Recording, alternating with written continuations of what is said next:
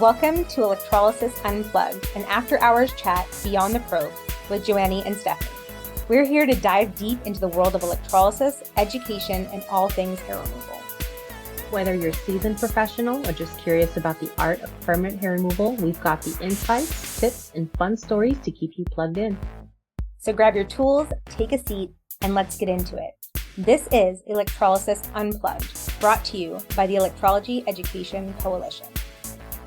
Anybody that was at Sunday's lecture about PCOS, hirsutism, and hypertrichosis, and all the other ways we can grow hair, we really focused on the PCOS side of things. And that is because that is one of my passions. You got Stephanie in two places, gender affirming care and PCOS, which happen to be like one and the same, right? But in that same spot, I was like so lucky to meet Jenifer a couple years ago, just like through online advocacy. I want to say it's been like 2 years since I was introduced to you, and I was introduced to you through Letitia, that PCOS coach, which we had at our last electrology conference a year ago. And it was through her podcast that like your story kind of hit my heart. When it comes to the PCOS side of things for myself, not only am I a provider, but I'm a patient, right? And so my first year of advocacy was telling my story, which was like wild because I just never really thought to talk about that side of things. And then last year it was as a provider. But when I heard your story as a patient, it really kind of like hit something in my soul as like, we really need to get to know this much better, because I feel like there was a lot of signs along the way that probably you could have alleviated a lot of that hardship. Here's her husband. Yeah, he's going to bed now. That is her. I see that is her person. She is. He is my number one support. I could not live, honestly, day to day. He is my rock. He gets me through every day. He is my advocate. He is my support. He is my everything. And this month is our 23rd anniversary of being married. And we still act like we're newlyweds. He's my everything. Okay, I could talk for hours about him alone. So That's all right. I'm, watching your guys' story is also, because like, I feel like I have like this weird inside scoop being your friend online. And like, not really having the inside scoop, but just like more information than probably most do. Yeah. And I think that it's really important because like both you and I have partners that have been through a lot of our PCOS journey with us. And that's like 23 years is no easy feat in general, with like getting to have a best friend in your life, let alone having a best friend that happens to be your partner in life as well.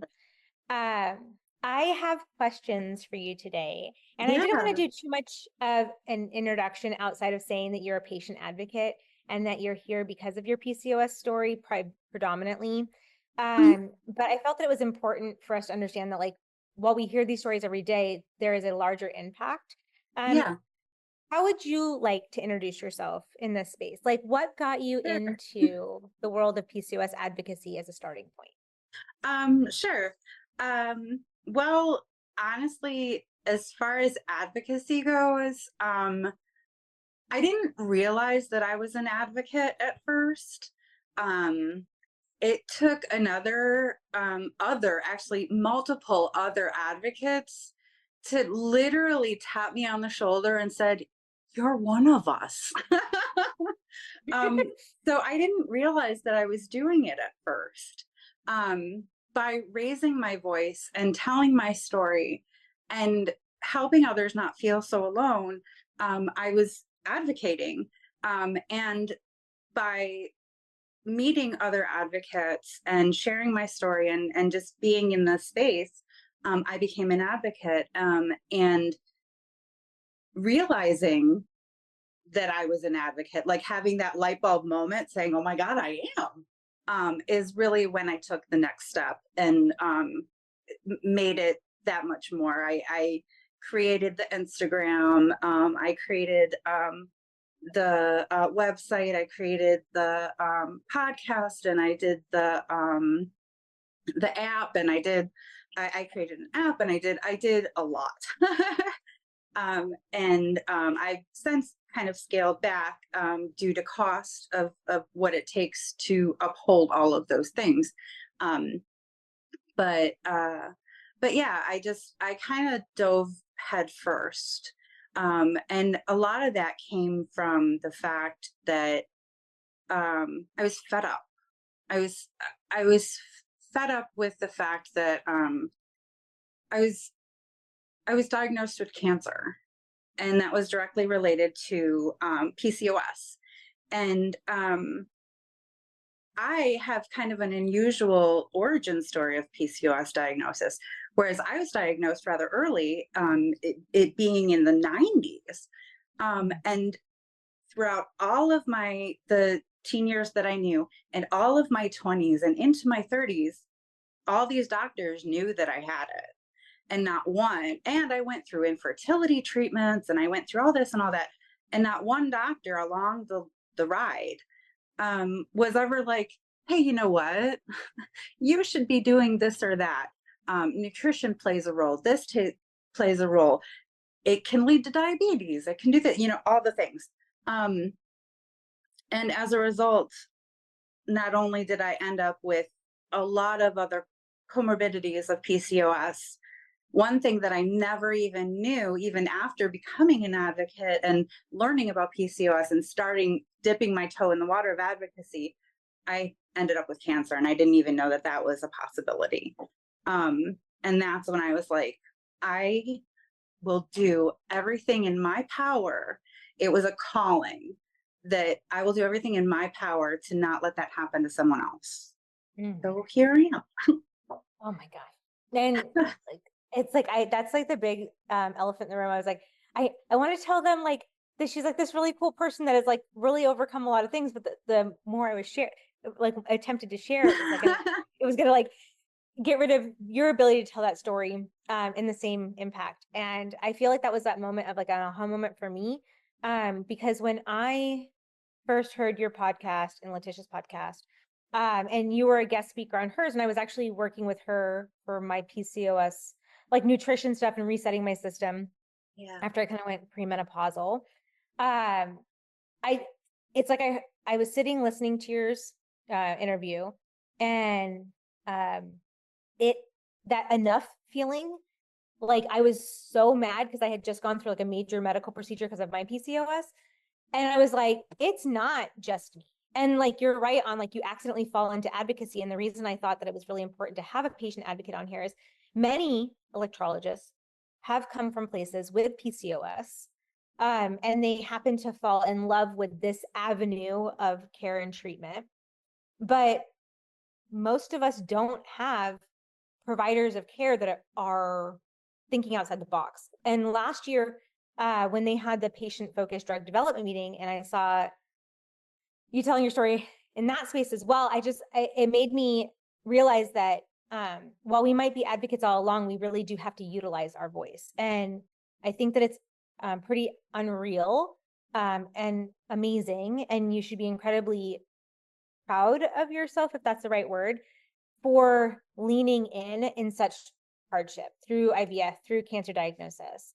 Can we ask how old you were when you got your diagnosis for cancer?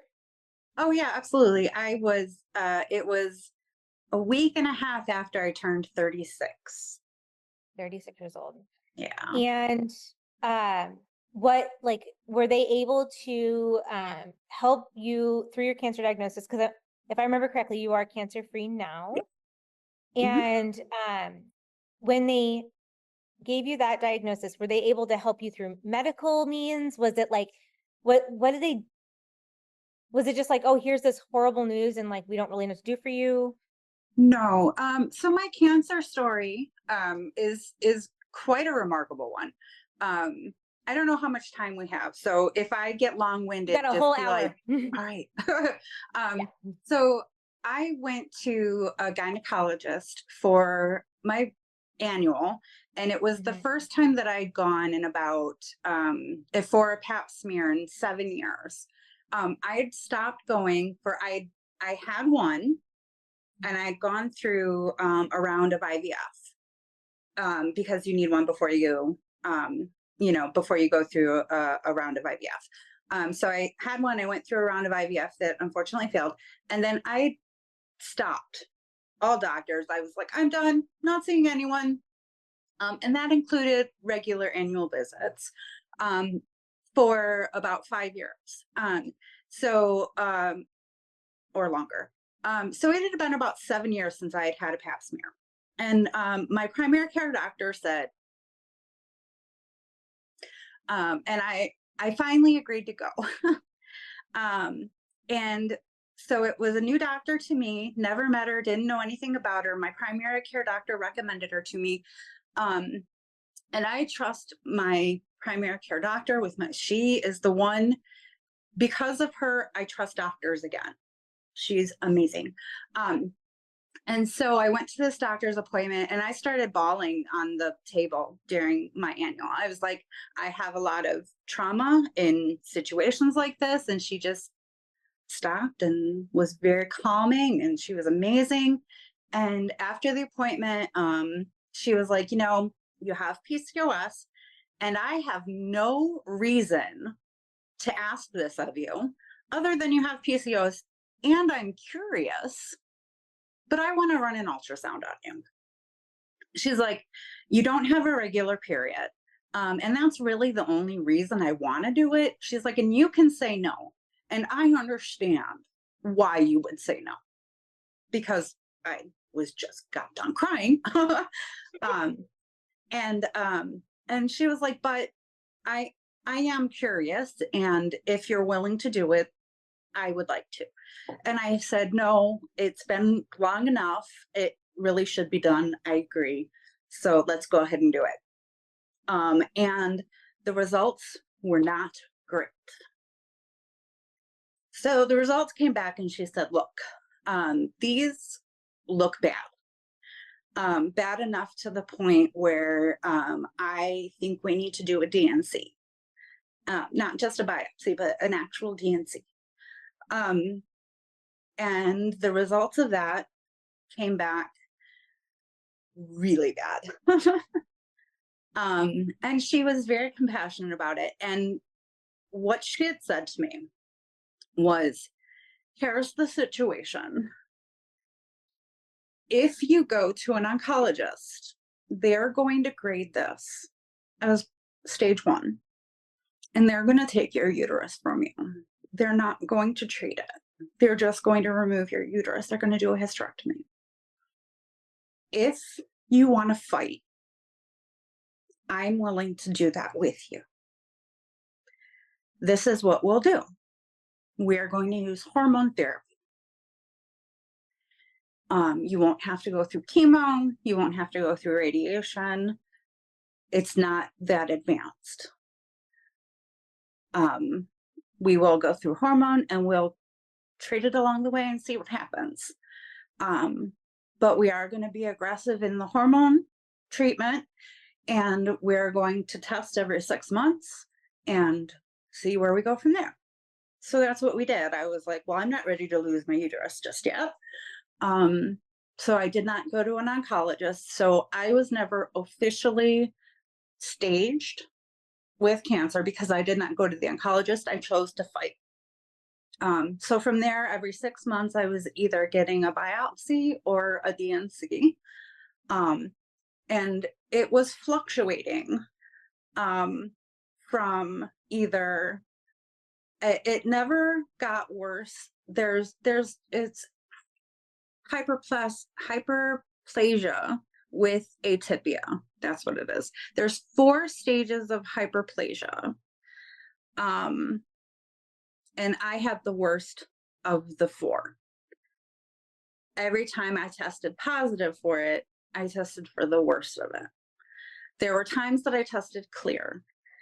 Throughout the time that I was, while I was testing it, there was a nurse who was my doctor's nurse. and this is why my story is a little kind of neat, who was also trying to get pregnant with her doctor, with her OBGYN, who was not my doctor. She was just the nurse for my doctor.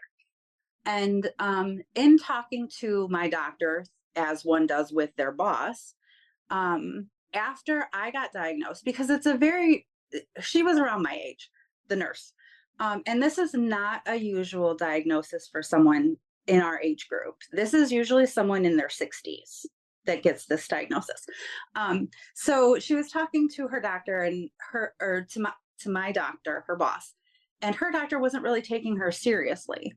And so my doctor, her boss, was like, after my diagnosis, she was like, this just sounds so similar to what Jenifer's going through. Let's do a biopsy. And lo and behold, this nurse had the same thing. And a year later had a daughter.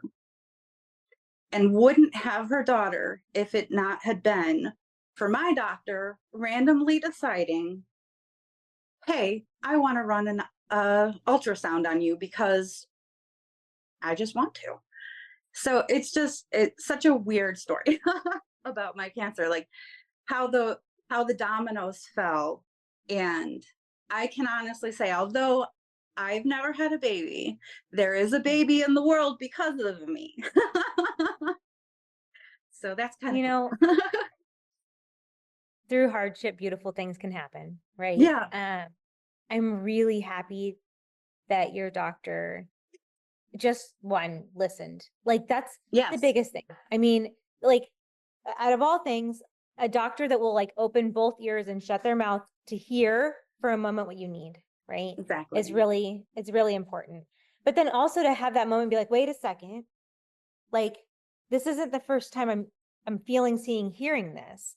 And you being willing to be like, yeah, absolutely. Like share that info. Like it is a really weird, beautiful thing. And it does suck, for lack of a better word. That's like PC. It does suck. And in the same time, it's like, I'm so grateful that you have Brian, because it is important to have Brian's her husband, guys.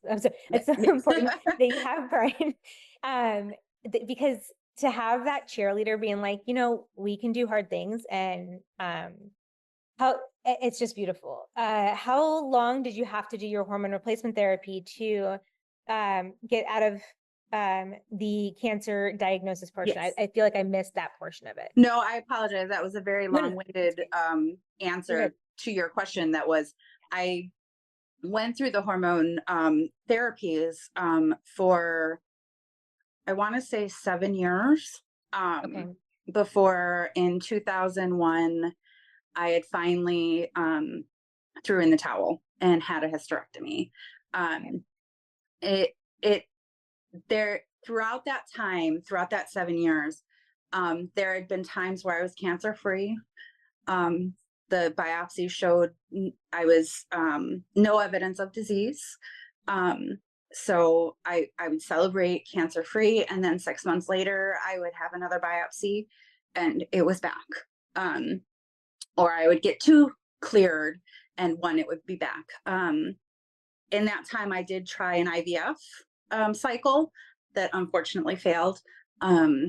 So we did try during that portion of fighting the cancer. But yeah, in 2001, I had a heart-to-heart with my doctor, and I said, I don't think I can do this anymore. And she looked at me and she said, you have tried your hardest, and it is okay to make that decision.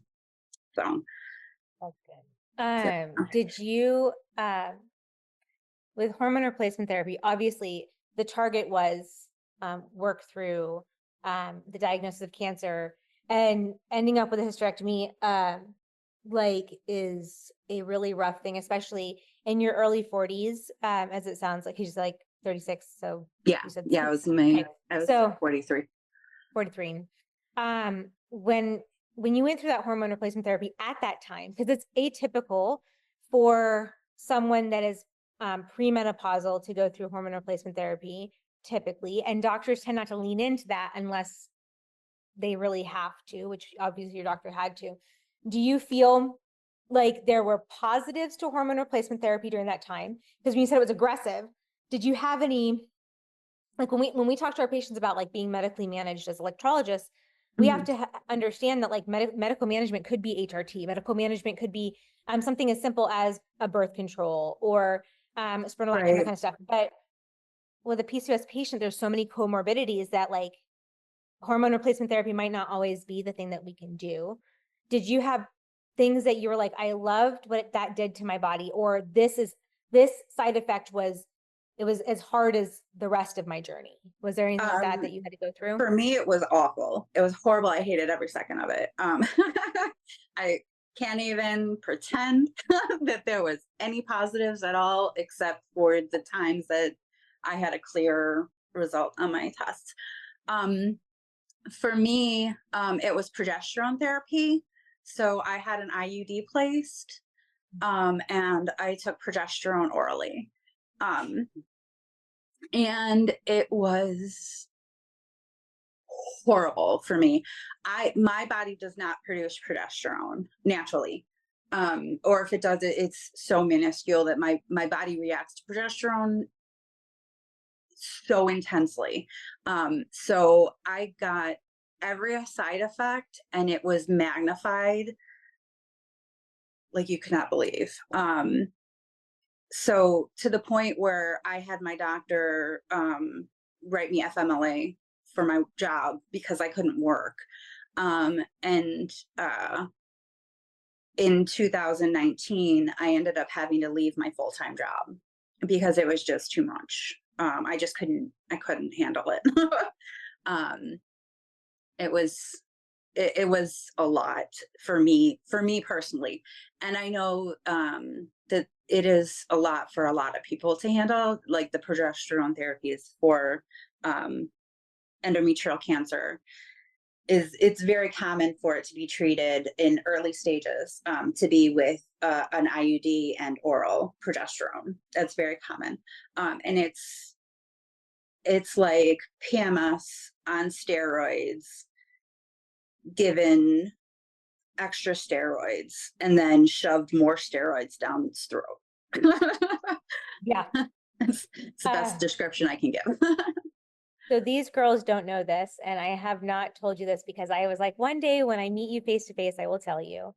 So the reason that your story hit so hard is in 2021, I ended up with a DNC for endometrial polyps.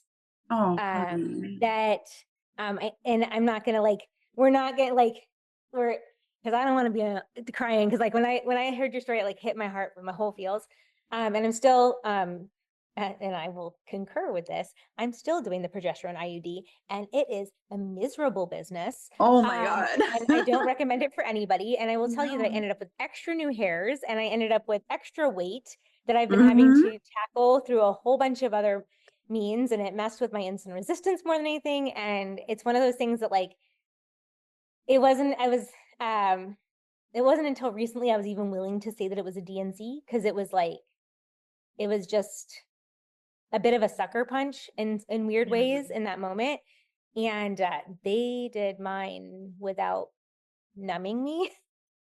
And so I had a 45-minute DNC in an office. And so like, oh my God. I listened to your story, this, and Letitia probably would, like, when I told her this, when I think Letitia might've been like one of the only people outside of Mike at the time, because it was like my medical story, that I had that moment where I was like, I think that I wasn't supposed to go through that. And I didn't have a compassionate doctor. I actually had a male doctor that was an absolute tool. And I will tell you, he got fired right after that procedure. Good. But, holy yeah. So words I shouldn't say. Yeah, I'm like, oh, we'll talk about that another day. I wrote a letter to the board and everything. I was like, this is horrible. So it was one of those things that like, lots of therapy afterwards, like emotional side of things and like Yeah. working through that. But like, at the time, that was in 2021, it's 2003 years ago. I was 36 years old. And so it was just one of those things. And I don't know half of my family history when it comes to medical. So I was kind of just going off of like one half when it came to that kind of stuff. And so the reason I was like, we need to have her on there because people need to understand that like when you go on a progesterone therapy, it can be rough business, especially when they're trying to knock out things that are substantially off. Now, I lucked out and it was an abnormal biopsy, but we were able to get the cells out. And like we have not had a return. But I also, I probably need to go and do my annual, like in that space, in that reminder, those moments, because after you have that kind of traumatic experience, you're like, I'm good. Like I said, I went 7 years without going before I went, and my doctor was like, it's time, 7 years. Yeah. It was actually kind of the catalyst of like, of why I moved out of Arizona. I was like, I need to make sure that I have accessible care for women's health, and AZ just wasn't it. And I have a kid who's assigned female at birth, who, like, when I look at things, I'm like, oh, we are going to just keep an eye on the changes of bodies and that kind of stuff. And I think it's really important that generation that we are bringing up becomes better advocates. And like in these spaces, it was like the stories on my table, the stories I was listening to through PCOS advocacy. And that was my first year of being an advocate. And that's why I came from the patient perspective, because I actually had the procedure after my advocacy day. And I was like, oh, heck no, we're not doing that anymore. And we have a quick ignites comment. something within. We have a quick comment from somebody in today's call too, but pretty much, I guess, corroborating progesterone is bad, hate it also, didn't have cancer, but used it for therapy for menstrual symptoms, so life altering. So I think it also does some good, which is good. Yeah. I get its use. I get it. I understand that it's a very powerful medication for such a little amount. On most therapies, like an IUD is not like redonkulous, like when it comes to that. No, but right. Yeah. Where do the good I can say about it is that it helped. It did what it was supposed to do. It also just did a lot more. You're like, no, thank you. Because you and I are seeing kind of cool and exciting things on PCOS Challenge and being advocates within that weird, like, I don't want to call this an inner circle because you girls can all be in that inner circle. No, community. It's our community. Yeah, it's a community. It's that. I'm super excited about this FDA drug development meeting we had last year, the guidelines that came out. Yes. Is there anything that, like, I know that we're not traditional providers because we're not dealing with like distribution of medications, but we are providers that have eyeballs on things that can be like, hey, I would love for you to go ask more questions. Are there spaces or things that you are excited about when it comes to advocacy in general that you would want to see amplified? Or is there anything that you could encourage people to utilize their voice to become an advocate as a provider? Yes. Yeah, that's a great question. I think the number one thing that I would say is to stay up to date with education. I think that science-based, up to date, current information and education is the number one thing. Listen and also listening with empathy. Listening, if you have access to providers, you are a provider, listen with empathy to your clientele. It's so important to make a patient feel heard. Even if the end result isn't what the patient came in for or what they thought they came in for, if they feel heard with empathy and there is at least a guideline for resolution, even if it's not what they thought it was when they came in, then they're going to leave with lighter shoulders, you know? And then the other thing that I would say is just align yourself with advocates. Just keep that momentum. If you network with advocates, as you advocate, you meet other advocates, just keep that networking going, and that's just going to build that community more and more. So true. So true. I feel like becoming an advocate made me feel like when my story wasn't like I wasn't some like weirdo in a corner that had something wrong with my body. It was like, okay, like there is so many more people like me. That when you were like, I don't know how much time we have, I'm like, just so everybody knows, when it comes to legislative, they basically give us 2 minutes to talk to a legislator. And if your story is compelling enough in 2 minutes, they might let you talk for longer. Right. And my patient story was one of those moments where like my legislators back in Arizona basically canceled out a meeting on each one of them. And I was like, oh, that's cool. Like I just kept talking and I was the only one that showed up to the meetings because the other advocates, that things happen, life gets busy. And there's a lot of moving parts. So sometimes like ample notification isn't something that we necessarily get when something happens. Yeah. So it's find like, if you guys ever consider being an advocate, one, if you go over to like my links or Jenny's links, there tends to be like stuff in there about like advocacy on our social media. On mine, there's like a letter writing one, and I'm actually going to drop that into the chat where it is literally a PDF fillable thing that the PCOS challenge created for us to like basically write and submit on the fly. That's one thing that I think that is really great as a starting point. If somebody was nervous about doing advocacy, what would you say to them in that space? Well, I have 2 things to say about it. First, I want to say that not everyone needs to be an advocate. And me as an advocate, I'm filling those shoes for those who can't speak for themselves. And I think it's okay if someone is too shy or doesn't have their voice yet to be able to speak up. And that's okay, because it is scary. It is so scary telling your story. I can't tell you how nervous I was just for this call. It's not easy.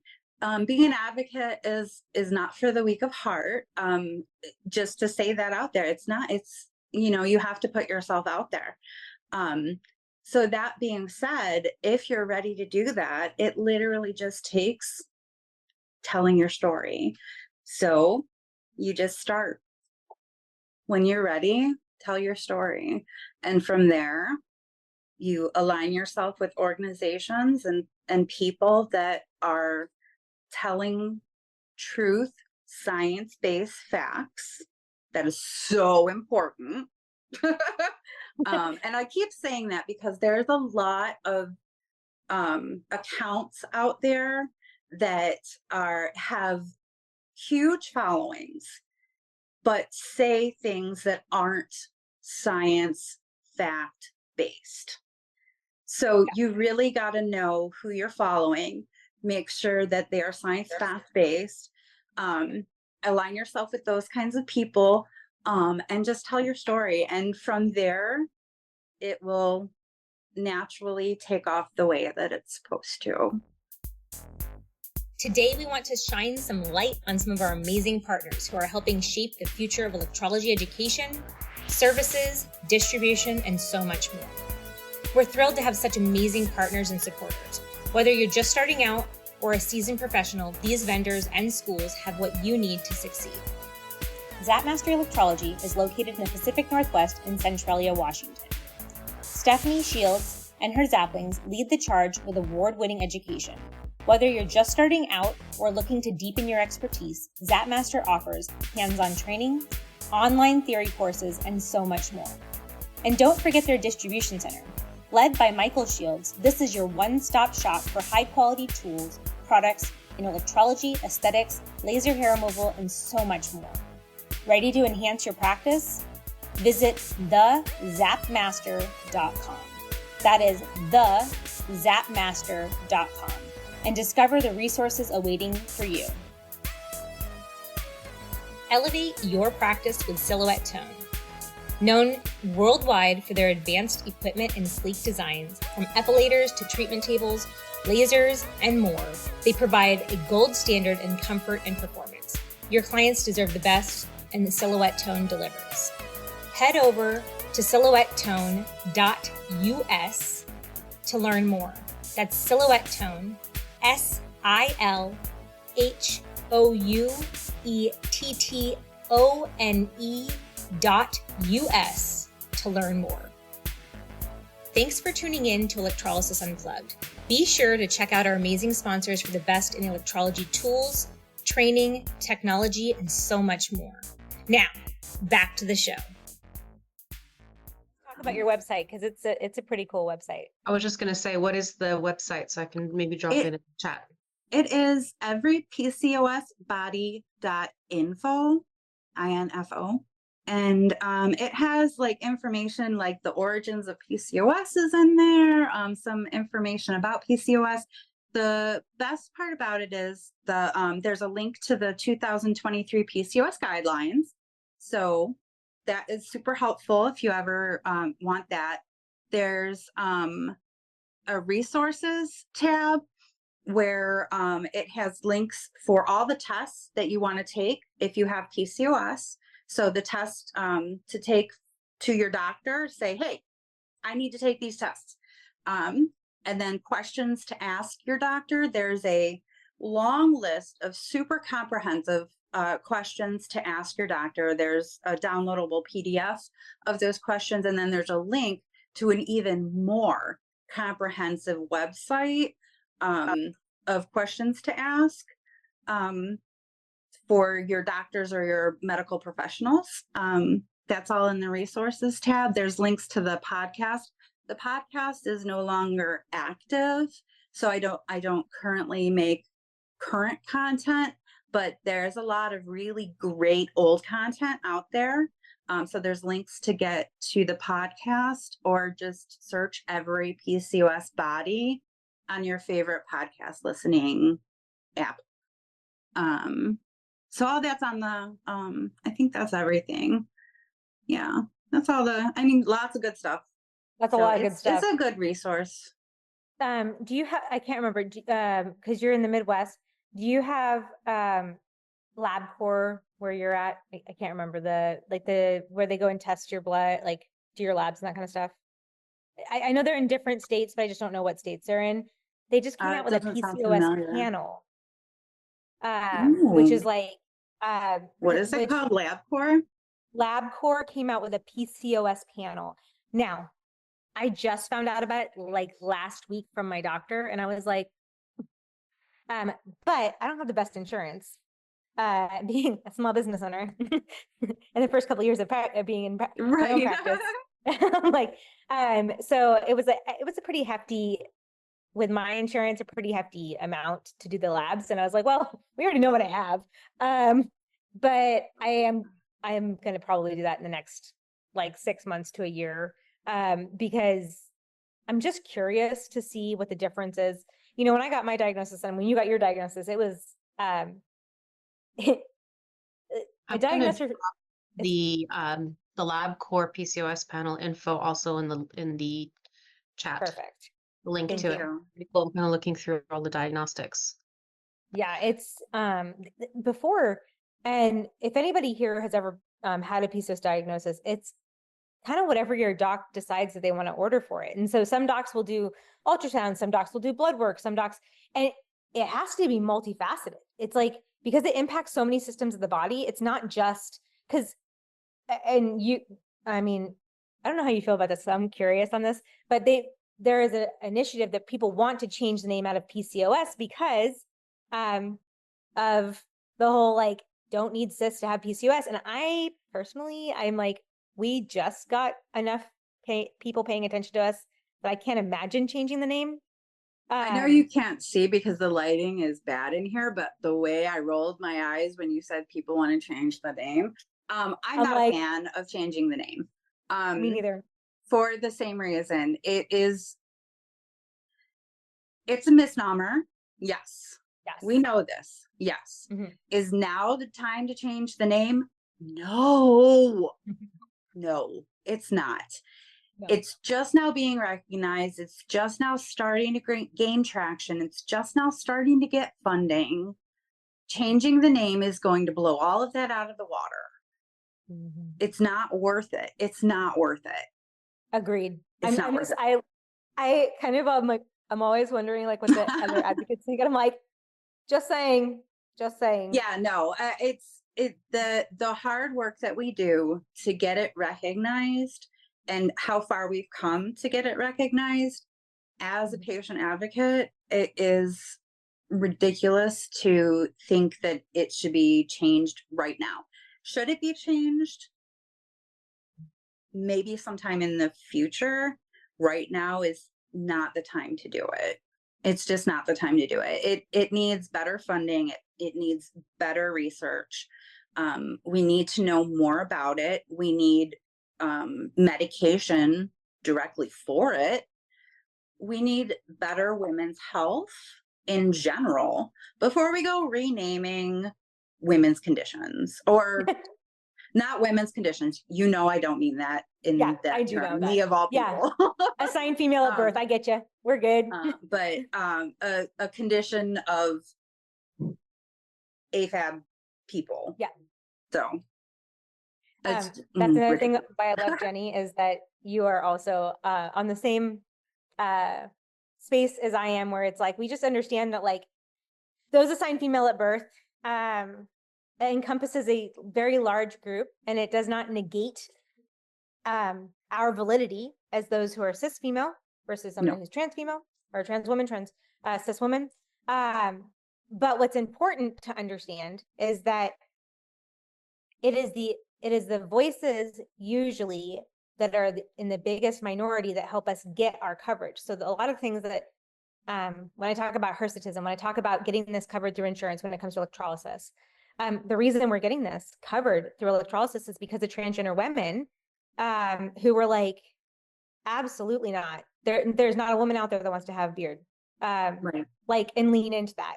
And it's the trans men out there saying, like, hey, I might not want to live my life in a female body, but I for certain understand that I have not been listened to up until this point. Right. And so it's all of a sudden when you end up with like male presenting privilege, it's like you get yourself into those spaces and you're able to like advocate for us and continue to do so. And we see it all the time. And so it's really important. Like, she and I try to be as inclusive as we can with our language, because there's a lot of people fighting for cis women every day. And that inclusion only helps gain a bigger army in the fight, if you want to call it that. Like, it only helps us gain more foothold, more traction. Yeah. Right. That's where my name came from, the EveryPCOSBody. That's where it came from. When I started my advocacy and I decided to create my Instagram and my name and everything, I was like, what am I going to call myself? And I was like, EveryPCOSBody, because it's everybody. It affects everyone. And that's something that I fight for. I use the hashtag, that PCOS is not just sisters, because it's not. I do not like the term sisters. I I advocate against it when I see it being used, because PCOS can affect so many people. And anytime I talk about PCOS in any of my literature, in any of my social media, I use the term patients. Yeah. So I put it in the chat just so you guys can understand what we mean by that. So they were utilizing cyst, like our cysts in PCOS as the beginning of it, but like obviously it is so much greater than that. And it really is a lack of inclusion. Well, you already know how much I'm like a fan, but like literally it's really important for that inclusive behavior. Yeah, there is a lack of inclusion within the community that really needs to be advocated for. And I definitely include that portion of the community within my advocacy efforts. So you're a rock star. That's what it is. No. The people on the call in the chat, as a starting point, and we'll kind of open this up for the last little bit of this because we got about a few minutes. Does anybody have any questions that they want to present to Jenny? First off, you're okay with me throwing you to the wolves, right?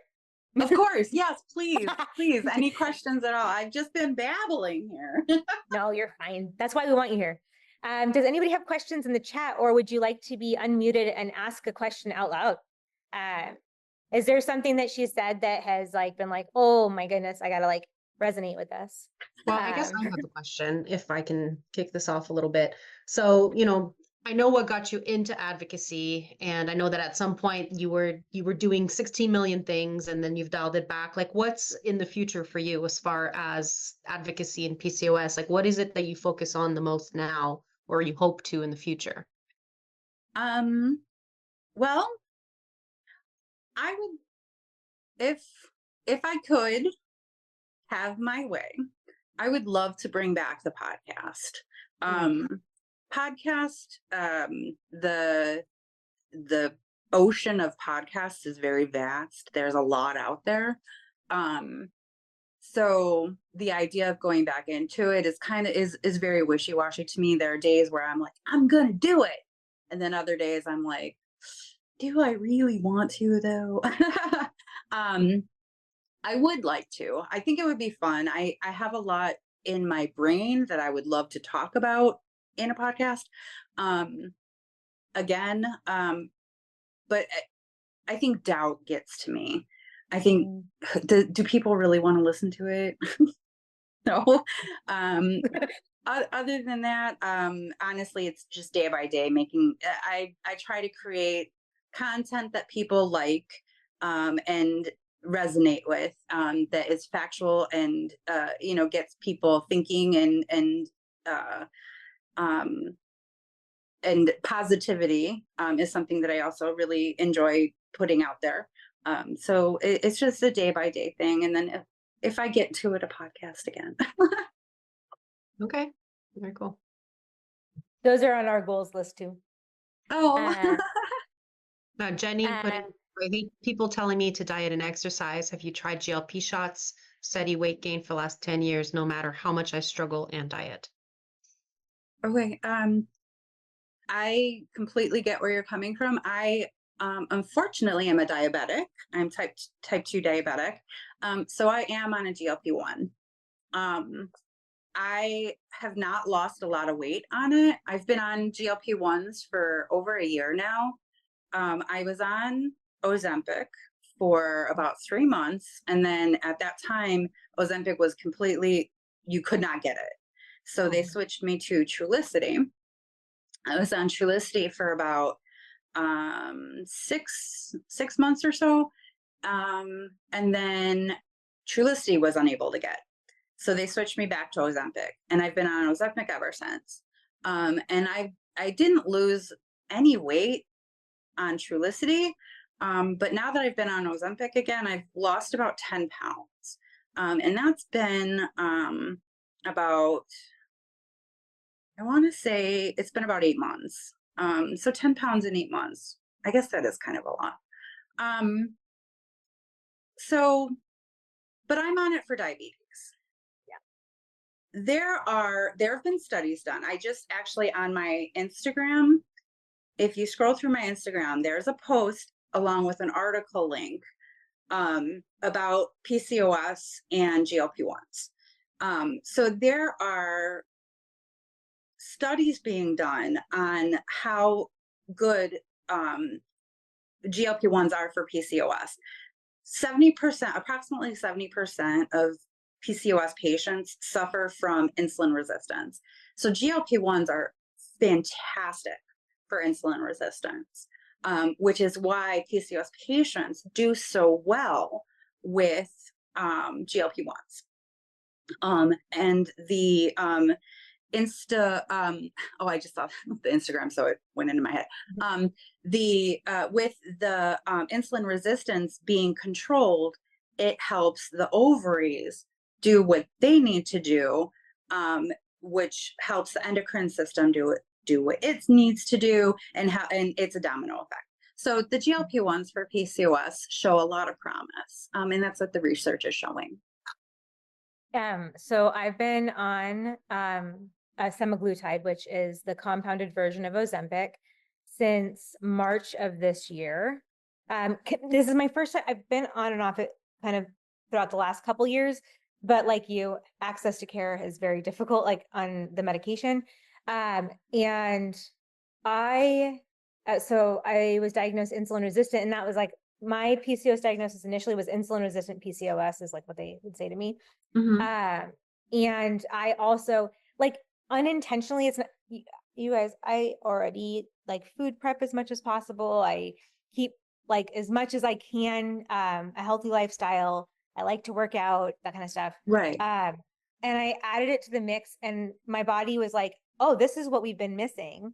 And it's kind of crazy because of the IUD with the progesterone, I wasn't getting menses, right? And so because of the semaglutide, Ozempic, it started up again. And I was like, while I still had the IUD, and I was like, well, it was fun while it lasted.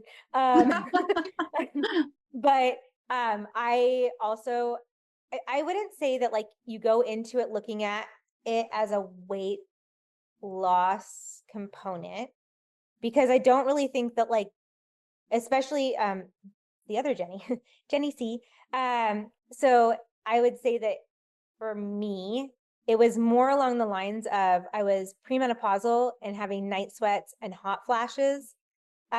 Even after they put in the Mirena, and the insomnia was, I just couldn't hang with it anymore. And what I found is I was going hypoglycemic at night, and my sugars were dropping into the 50s. Oh man! When I was like about like between 12:30 and 3 a.m., it would just drop, and then my cortisol would kick up, which is why I was gaining weight even with all that stuff I was doing. Which when they put me on it, everything kind of regulated again. And the only thing I'm having to do additionally from that, because if you are on a GLP-1, it's really important to be like on a multivitamin.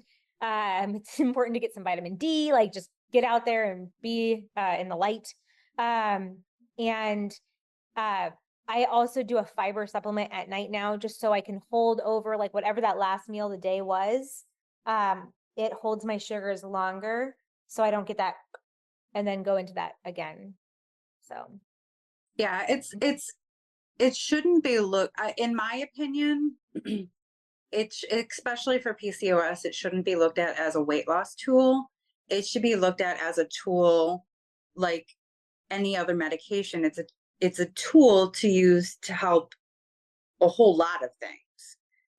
It's not for weight loss. It's for helping your insulin resistance to kind of fix the broken things that are within you. And as a result, you may lose weight, and that's fantastic, but that shouldn't be your goal using it. And then Jenny, go ahead.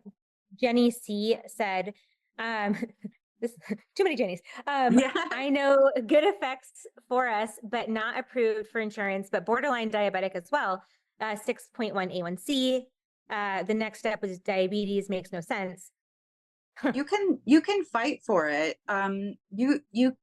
a lot of people can fight for it if you're pre-diabetic. I would call your insurance and say, look, I'm pre-diabetic. Mm-hmm. I'm insulin resistant. I'm pre-diabetic. I need this medication so I don't become diabetic. And have your doctor fight for you as well, saying the same thing.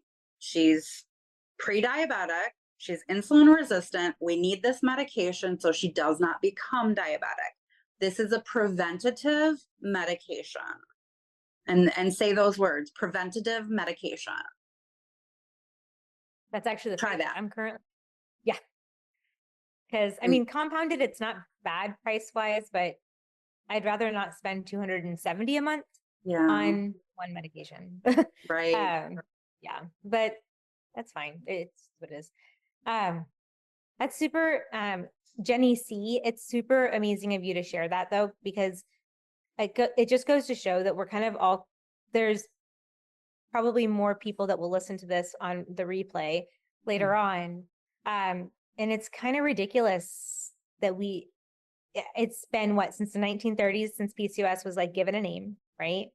And we still have no FDA approved medicine pathways for a patient. Everything is off label. And everything will require a prior authorization letter and that back and forth.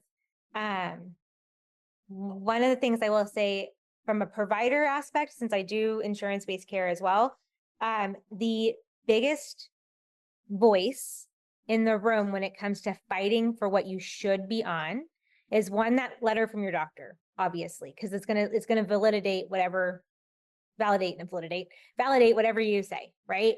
But it's you. Insurance companies, they take your money as a premium every month, and they will lose said money if you go elsewhere because they're not providing the care that they're supposed to. And so whenever a patient is denied something that should be within their pathway, insurance companies are meant to do three things: defer, deny, delay. Okay. It's like their MO. If you're here in the States, I don't know about abroad. I just know that here in the States, it's their game. So if defer, deny, delay is what we're going to do, I am going to be in your face. We are not delaying, and I'm going to be persistent in that space. So you got to use your voice, which is why we advocate. Right. Yeah. It's another avenue of advocacy for yourself. And that's one thing that I've noticed within myself since becoming an advocate is that I do advocate for myself in realms like that. My voice is a lot louder. It gives you some strength when you got to keep saying it out loud. Yeah. Well, I know that our time is coming to an end. I want to thank you. When Joanna and I were talking about like who are we going to have on here, I'm like, oh, I'm going to call up this patient advocate that I'm really going to lean in and be like, we want you there. And I know it doesn't necessarily, like when we think about these conversations, it's not like we're talking about electrolysis in this moment, but we are talking about what our clients face. Our PCOS patients are up against a lot of fights, and that empathy that you talked about earlier, it can't go unnoticed. You have to do it. So I mean, anything that advocates do towards, getting PCOS recognized and, working towards getting care for patients with PCOS, in the end, we will be, as electrologists, it will benefit. I use the word benefit, but in a way right now we're trying to get coverage for PCOS patients that come in, and it's 9 times out of 10, it gets denied. And so the more push happens at, the level of advocacy and legislature, the easier it will get for us to get the care, at least for our end, our little tiny purpose, I guess, for just the hair removal. At least it can make that step a little easier. We do what we can, but I know that it comes from people like you doing what you do that really just kind of drives this whole movement forward. So I can't thank you guys enough for what you guys are doing in your advocacy for that realm, because I shave my face every day. I have to in order to feel okay with myself. And if I had access to hair removal I think I would cry. Oh, wait, what state are you in? Like, I I'm in can't remember. Illinois. I'm in Where Illinois. in Illinois? I'm southwest of Chicago. So You must How be far are close you to from Kelly. Oak Park? Yeah. I know. how far am I So from Oak Park? No, Yeah. I'm about 40 minutes, half an hour, Okay. 40 minutes. Oh, we've got your place. Okay. Yeah, you Mini want moment. this. We just found you a place. Yeah. So one of our fellow electrology schools. So Joanie and I both own schools, right? And so one of our other friends that has a school in Illinois, she's in Oak Park. She is a co-owner of IDEA. So IDEA, Illinois Dedicated Electrology Academy. And I'm going to be sending you this information. Okay. Okay. Kelly Morrissey, she is a hoot and a half. You're going to have a blast in there. She does do insurance-based care, so she might be able to even, push on your behalf, but at the very least, the school's a resource. Yeah. Yeah. I'm like, it all starts with like that one little moment. And 40 minutes is 40 minutes, but I will say, like, it might be something that is beneficial for you. Yeah. It's not gonna hurt to reach out, I am so appreciative of the thought. Oh yeah, absolutely. And if you're ever like, I don't really want to sit through the pain of electrolysis, we also salute that too. We just have resources in this space. Yeah, So. no, absolutely. I'm just gonna shut up before I start crying. Okay, virtual hug. Everybody has to virtually hug Jenifer on this call. We really appreciate you being here today. Thank you for having me. Sincerely, I was so nervous about being on this call. I didn't know what to expect, and I sincerely appreciate everyone welcoming me and listening to me babble. And I thank you from the bottom of my heart.